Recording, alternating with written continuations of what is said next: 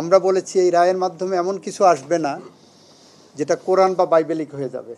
ত্রুটিপূর্ণ বলেই, কলঙ্কিত বলেই ওই রায়টা বাতিল করা হয়েছে। পঞ্চদশ সংশোধনী রায়ের মাধ্যমে তত্ত্বাবধায়ক সরকার বাতিল করেছিলেন। এটা হলো পঞ্চদশ সংশোধনীর issue.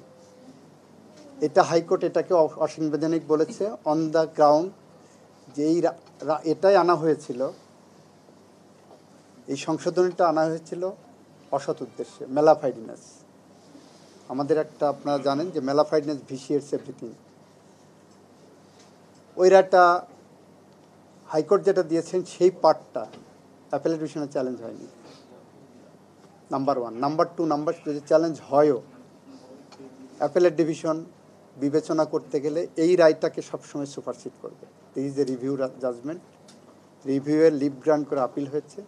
This judgement will supersede any other finance. ওইটা অন্য গ্রাউন্ডে পঞ্চদশ সংশোধনীর ওই অ্যামেন্ডমেন্টটাকে হাইকোর্ট ডিভিশন বাতিল করেছেন, ওইটা কিন্তু চ্যালেঞ্জ হয়নি। চ্যালেঞ্জ হয়েছে যেগুলো বাতিল চেয়েছিলেন কিন্তু হয়নি সেই পয়েন্টগুলোতে, নট অন 15th অ্যামেন্ডমেন্ট।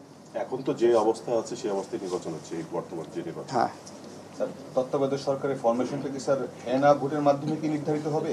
না না না, এটা রেস্টোর্ড হয়েছে। রেস্টোর্ড হওয়া মানে, এবং বলে দিয়েছেন অ্যাপেলেট ডিভিশন যেটা, দ্যাট উইল সুপারসিড এভরিথিং। তার মানে পূর্বাবস্থায় ফিরে গেল। পূর্বাবস্থায় ফিরে গেল এবং এটা কার্যকরী হবে নেক্সট পার্লামেন্ট ডিজলভ হওয়ার পরবর্তী 15 দিনের মধ্যেই যেটা আছে সেই বিধানটা পুনর্বহাল হলো। জুলাই সনদে স্যার তত্ত্বাবধায়ক সরকার ব্যবস্থার যে রূপরেখা সেখানে করা হয়েছে, আগামী ত্রয়োদশ সংসদ নির্বাচন, এটা পার্লামেন্টের কিছু ডিসক্রিপশন তো থাকবে। আমরা যেমন বলেছি, আমরা সাবমিশনের সময় বলেছি, তত্ত্বাবধায়ক সরকার বা সাংবিধানিক কোনো বিধান কোরআন বা বাইবেল না। আমরা বলেছি এই রায়ের মাধ্যমে এমন কিছু আসবে না যেটা কোরআন বা বাইবেলিক হয়ে যাবে। 20 বছর পরে যদি মনে করে মানুষ এই ব্যবস্থা পচে গলে গেছে, এর থেকেও ভালো কোনো ব্যবস্থা গণতন্ত্র সংরক্ষণের জন্য প্রয়োজন, সেটা অবশ্যই পার্লামেন্টের একটা ডিসক্রিপশন থাকবে, and that will also be subject to judicial review. Sir, appellate division তার আগের রায়কে, একই অ্যাপিলেট ডিভিশন তার পূর্বের রায়কে বলছে কলঙ্কিত, ত্রুটিপূর্ণ। একটু ব্যাখ্যা দিন। ওনারা কেন বলেছেন সেটা ওনারা জাজমেন্টের মধ্যে ডিটেলস পাবেন। ত্রুটিপূর্ণ বলেই, কলঙ্কিত বলেই ওই রায়টা বাতিল করা হয়েছে। অনেকগুলো কারণ আমরা দেখিয়েছি। তার একটা কারণ আমরা বলেছিলাম, এই রায় লেখার ক্ষেত্রে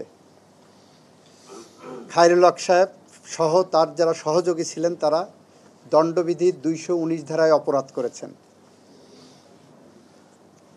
রায়, আমরা বলেছি রায়টা কি, আমাদের আইনে রায়ের ডেফিনেশনে বলা হচ্ছে যখন প্রোনাউন্স করা হয়, আপনি মুখ দিয়ে যখন বলে ফেললেন এইটা রায়, দ্যাট ইজ দ্য রায়। ওইটা পরিবর্তনের পদ্ধতি আছে আইনেই, যে ওইটা হয় ওনারা নিজেরা সুমোটো একটা রিভিউ পিটিশন, রিভিউ নাম্বার ফেলে পরিবর্তন করতে পারতেন, অথবা অন্য কেউ এটা রিভিউ করে এটা পরিবর্তন করতে পারতেন। সেইটা না করে প্রোনাউন্স জাজমেন্টকে ওনার নিজের ইচ্ছা মতো যে পরিবর্তন করে দিলেন। It is a commission of offence under section 219 of the penal code. এর কোনো ব্যত্যয় এখানে ব্যাখ্যা করার সুযোগ নাই। স্যার, ওই সময় তো স্যার একটা আপিল বিভাগে শুনানি হয়েছিল, তখন স্যার একটা ব্যাখ্যা ছিল, ব্যাখ্যা দিয়ে স্যার রায়টা দিয়েছিল। এখন বলছে স্যার এটা কলঙ্কিত এবং ত্রুটিপূর্ণ। ভবিষ্যতে কি স্যার আবার এই ধরনের হতে পারে, রায়টাকে নিয়ে আবার এই হতে পারে। তবে আমি মনে করি যে সেটা গণতন্ত্রের স্বার্থে এটা আসবে না।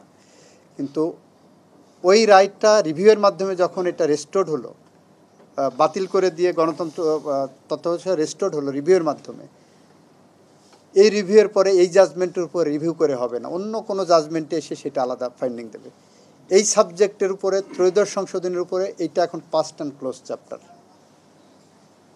সেকেন্ড রিভিউ আমাদের আইনে পারমিট করে না। So this is a past and close chapter for the time being. 15 অ্যামেন্ডমেন্টের আপিল যদি রিজেক্ট হয়, সেক্ষেত্রে এই মামলা কিভাবে কার্যকর হয়? আজকের 15th অ্যামেন্ডমেন্টে এই পয়েন্ট তো যায়নি। 15th অ্যামেন্ডমেন্টে হাইকোর্ট যে রায় দিয়েছে, তত্ত্বাবধায়ক সরকার ব্যবস্থা বাতিলের যে সংশোধনী, সেই অংশটুকু বাতিল করেছে, সেটা তো চ্যালেঞ্জ হয়নি অ্যাপেলেট ডিভিশনে। ইন্টার 15 অ্যামেন্ডমেন্ট ইলিগাল চাচ্ছে।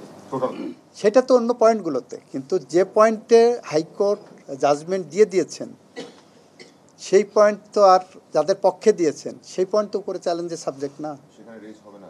সেখানে তো রেজ হবে না, সুযোগও নেই। কারণ কী চ্যালেঞ্জ করবেন, হাইকোর্ট তো আপনার পক্ষেই দিয়েছে। তার একটা সংশোধনী আনতে যখন ইয়ে হয় তখন অনেক কিছু পরিবর্তন হয়, সংবিধান আবার ছাপাতে হয় নতুন করে সব কিছু করতে হয়। আপনাকে এই শর্ট অর্ডারে সংবিধান ছাপানোর বিষয়ে বলবেন না, ব্রড অর্ডার যখন হয়? ব্রড অর্ডার যখন আসবে। আমাদের দেশে সংবিধান ছাপানো তার বন্ধ প্রায় 10 বছরের বেশি সময়। সংবিধান এই সমস্ত জাজমেন্টগুলোকে অ্যাকুমুলেট করে জাজমেন্টের আলোকে সংবিধান ছাপানো উচিত। স্যার স্যার আরেকটু মানে একটু ক্লিয়ার করতে পারেন যে আগের ফরমেশনে হবে নাকি যে জুলাই সনদে যেভাবে আছে ওই জিনিসটা? এটা নেক্সট পার্লামেন্ট দেখবেন, নেক্সট পার্লামেন্ট দেখবেন। স্যার আগে আওয়ামী লীগ সরকার যখন ছিল তখন একরকম রায়, এখন সরকার পরিবর্তন হয়ে যাওয়ার পরে ওটা বাতিল হয়ে গেল। তার মানে এই বিচার ব্যবস্থার রায় রাজনৈতিক অবস্থার উপর অনেক কিছু নির্ভর করে, তাই তো?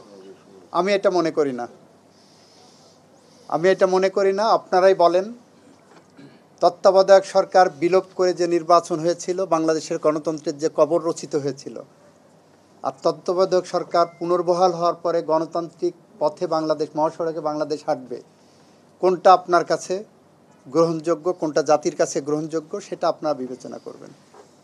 কোন রায়টা রাজনৈতিক পক্ষপাত দুষ্ট আর কোন রায়টা আইনি ব্যাখ্যায় বাংলাদেশের মানুষের স্বার্থ রক্ষা করবে, গণতন্ত্র রক্ষা করবে, মানুষের ভোটাধিকার রক্ষা করবে, আইনের শাসন রক্ষা করবে, সাংবিধানিক প্রতিষ্ঠানগুলোকে পুনর্বহাল করবে, সেটা আপনারা বিবেচনা করবেন, জাতি বিবেচনা করবে। এটা কি স্যার গণতান্ত্রিক রায়?